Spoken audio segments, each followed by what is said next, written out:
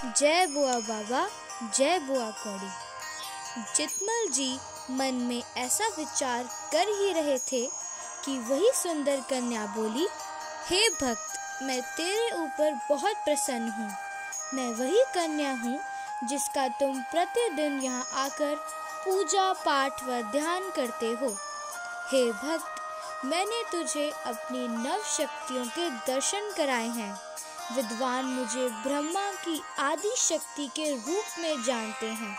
मैं इस त्रिकुटा पर्वत में महाकाली, महालक्ष्मी और महासरस्वती के रूप में निवास करती हूँ।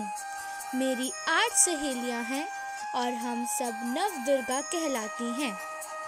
इनमें से मैं वैष्णवी दुर्गा हूँ, जिसकी तुम प्रतिदिन पूजा करने आते हो। मैं तेरी इस निष्काम भक्ति से अति प्रसन्न हूँ।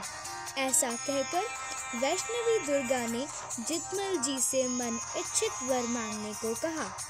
जितमल जी ने कहा कि मेरी किसी सांसारिक वस्तु व उसके भोग में कोई रुचि नहीं है, लेकिन आज आपकी इस कन्या रूप की लीला को देखकर ऐसा लगता है कि मैं कोई अलौकिक स्वप्न देख रहा हूँ, या फिर यह आपकी माया का प्रभाव है। जितमल जी के इन वचनों को सुनकर वैष्णवी दुर्गा जोर जोर से हंसने लगी और फिर वरदान मांगने को कहा। जितमल जी ने कहा कि हे दुर्गे, यदि आप मुझ पर इतनी ही प्रसन्न हो तो आप मुझ पर इतनी कृपा करें कि जो दर्शन और अपनी बाल लीला मुझे आज दिखाई है, यही रूप और यही लीला 8 पहर आप मुझे दिखाएं तो मेरी आत्मा अत्यंत प्रसन्न होगी। मुझे आपकी बाल लीला देखने का बहुत चाव है।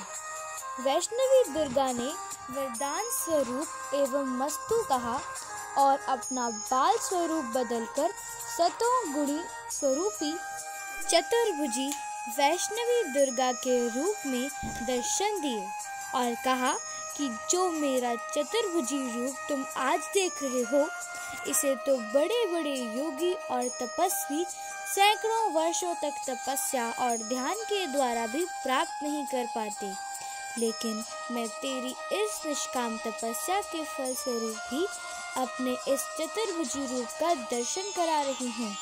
जो भक्तजन मेरे इस चतुर्भुजी रूप का दर्शन करते हैं, वह स्वतः कि धर्म, अर्थ, काम और मोक्ष इन चारों पदार्थों को प्राप्त कर लेते हैं। अब आज के बाद तुझे इस त्रिकुटा पर्वत पर आने की आवश्यकता नहीं है। आज से तुम्हारी यह निष्काम तपस्या सफल हुई। जितमल जी ने दोनों हाथ जोड़कर वैष्णवी दुर्गा की स्तुति की और जयकारे लगाए तथा प्रार्थना की कि जब से मुझे गुरु आज्ञा मिली है, उस दिन से लेकर आपकी इस सुंदर गुफा का दर्शन करता रहा हूँ और आपके चरणों से निकली इस गंगा में स्नान और आचमन करके मेरी आत्मा प्रसन्न होती रही है। आपकी इन तीनों पिंडियों का दर्शन व स्पर्श मुझे आनंद प्रदान करता रहता है। ऐसा किए बगैर मैं एक दिन भी नहीं रह सकता। ऐसा सुनकर वैष्णवी दुर्गा ने कहा कि आज के बाद तुम्हारे गांव घारगोट के पूर्व दिशा में जो पहाड़ी है, उस पहाड़ी में से हमारे चरणों का यह जल 9 धाराओं के रूप में बहेगा। उन धाराओं में स्नान करते समय तुम मेरी इन तीनों पिंडियों का ध्यान करना। तुम्हें ऐसा ही आनंद और शांति वहाँ भी प्राप्त होगी।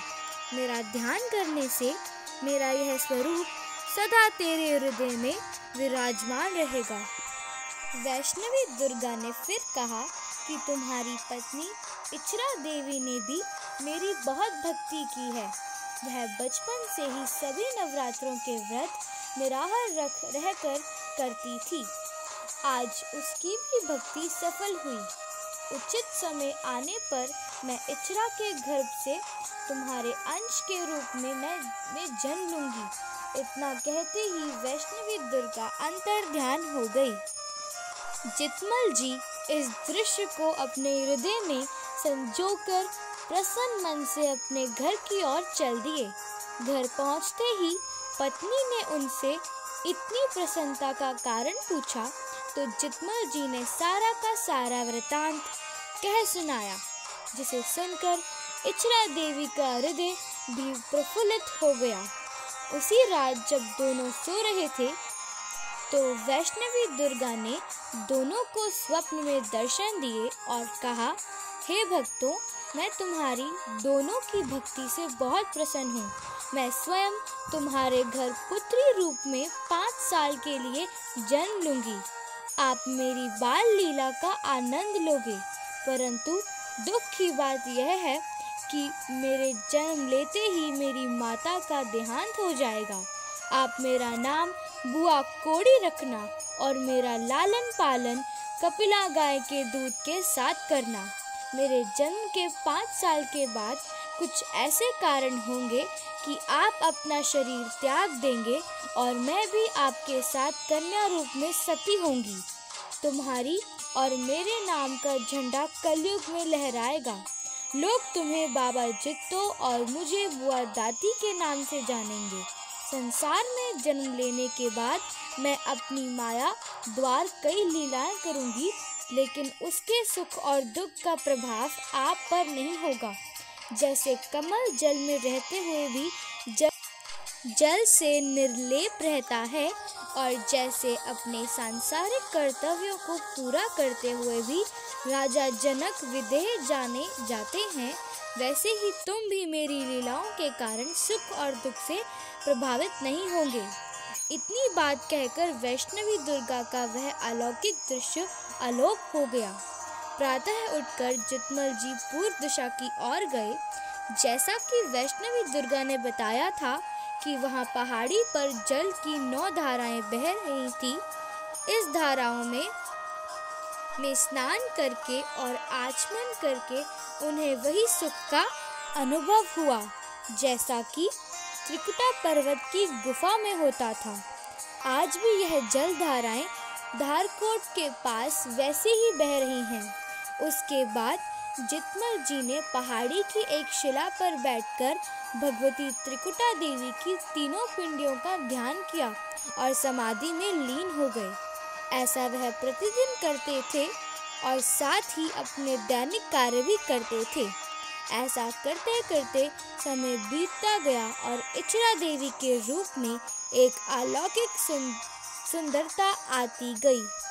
अड़ोस पड़ोस की स्त्रियां भी उनके रूप की चर्चा करती थी और कहती थी कि माता कौशल्या की तरह इनकी आभा भी दिन प्रतिदिन बढ़ रही है। कुछ दिन के पश्चात वह शुभ घड़ी भी आ गई जब इचरा देवी को प्रसूति पीड़ा का अनुभव होने लगा। उन्होंने अपने घर के प्रसूति भवन में जाकर भूमि पर सुंदर आसन बिछाया और लेट गई। वहां घर की दूसरी स्त्रियों व दाई भी आ गई। उसने सन 1482 के वैशाख मास की शुक्ल पक्ष की अष्टमी को सुखपूर्वक एक अलौकिक कन्या रत्न को जन्म दिया और उसे अपने हृदय से लगाया और प्यार किया।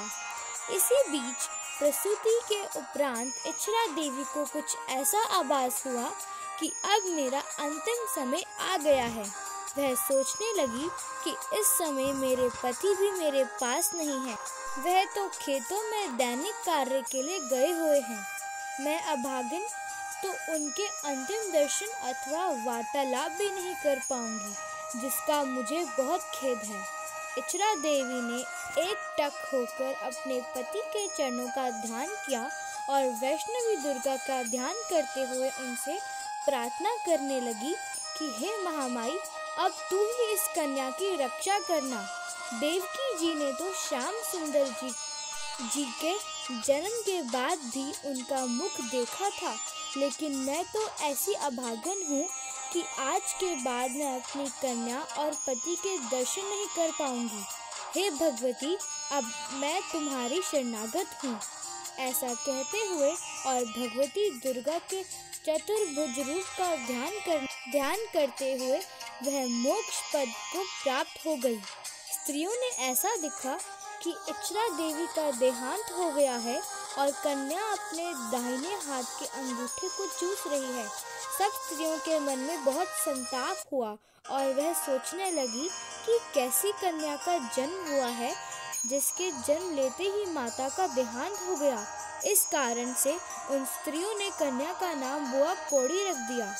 इसी बीच किसी ने जाकर चितमल जी को खेतों में संदेश दिया कि आपके घर एक सुंदर कन्या का जन्म हुआ है, लेकिन संताप की बात है कि जन्म देते ही आपकी पत्नी का देहांत हो गया।